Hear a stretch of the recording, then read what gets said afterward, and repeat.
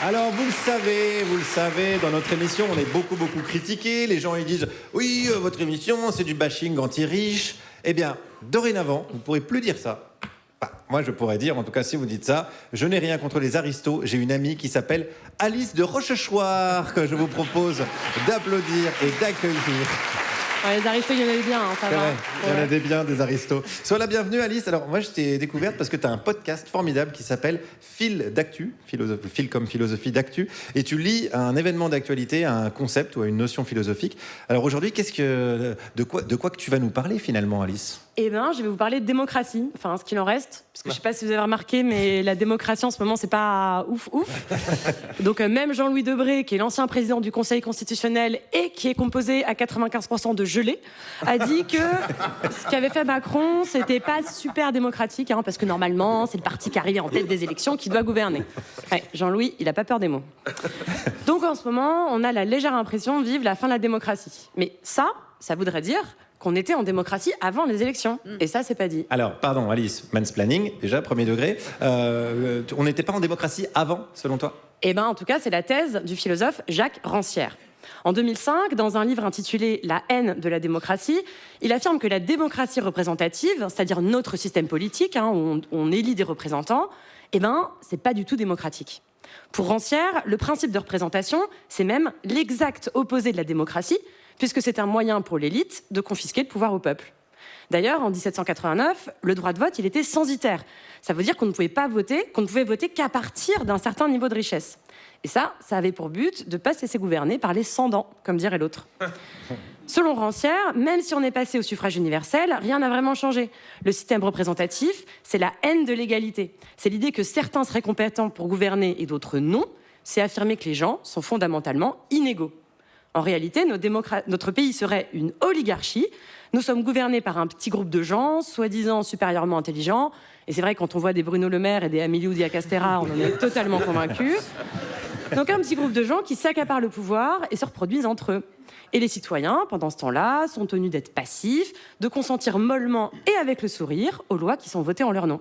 C'est ce qui permet à Rancière de dire, au moment des élections législatives de juin, il n'y a pas de crise de la démocratie, parce qu'il n'y a pas de réelle démocratie. Mais ce serait quoi, du coup, une véritable démocratie ? Alors, pour Rancière, la démocratie, elle est subversive, radicale, car elle affirme que tous les citoyens peuvent et doivent gouverner, qu'il n'y a pas de citoyens plus compétents que les autres. Alors, il défend un système qui nous paraît un peu surprenant, c'est le tirage au sort, comme en Grèce antique. Et oui, c'est le principe le plus égalitaire, puisqu'on refuse l'idée qu'il y aurait des citoyens et citoyennes plus intelligents que les autres.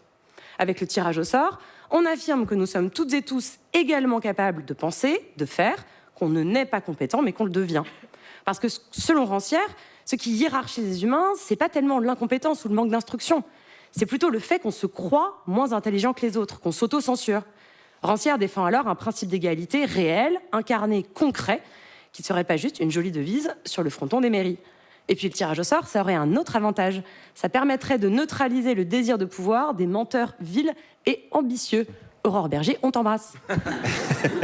Comme le dit Rancière, le bon gouvernement, c'est le gouvernement de ceux qui ne veulent pas gouverner. Alors, ça paraît assez séduisant dans l'idée, le tirage au sort, mais est-ce que c'est pas un peu risqué, parce que, par exemple, ça pourrait potentiellement tomber sur nous ? Alors, voilà. Émeric... Ministre des Sports. On annule le sport. Voilà le danger dont je parlais, donc. Voilà, mais alors, le tirage au sort, ça favorise pas nécessairement les incompétents, et inversement, l'élection ne favorise pas les gens compétents. Et il n'y a qu'à jeter un œil au Conseil des ministres pour s'en convaincre.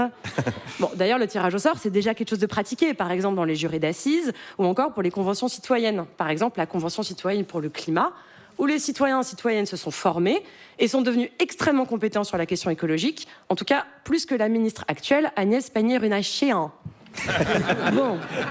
En tout cas, si on suit l'analyse de Rancière, on n'était pas vraiment en démocratie, mais dans ce qu'il appelle un état de droit oligarchique. Une oligarchie, c'est-à-dire le gouvernement d'un petit groupe, au sein d'un état de droit, c'est-à-dire un ensemble de lois qui protègent les citoyens et empêchent les dérives autoritaires. Donc, on n'est peut-être pas en démocratie, mais au moins on a l'état de droit, ce qui nous permet de ne pas sombrer dans le fascisme.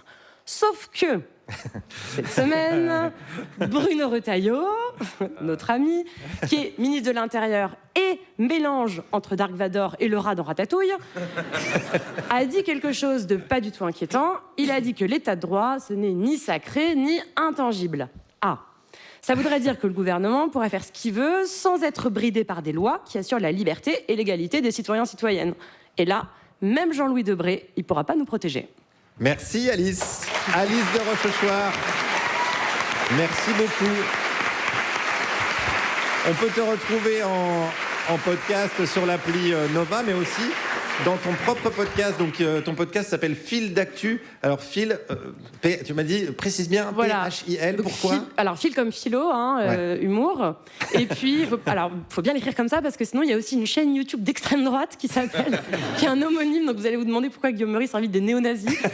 Le mec est complètement switché. On est ouvert, on est ouvert. Ouais. Donc, P-H-I-L. Ouais. Merci beaucoup, en tout cas, Alice.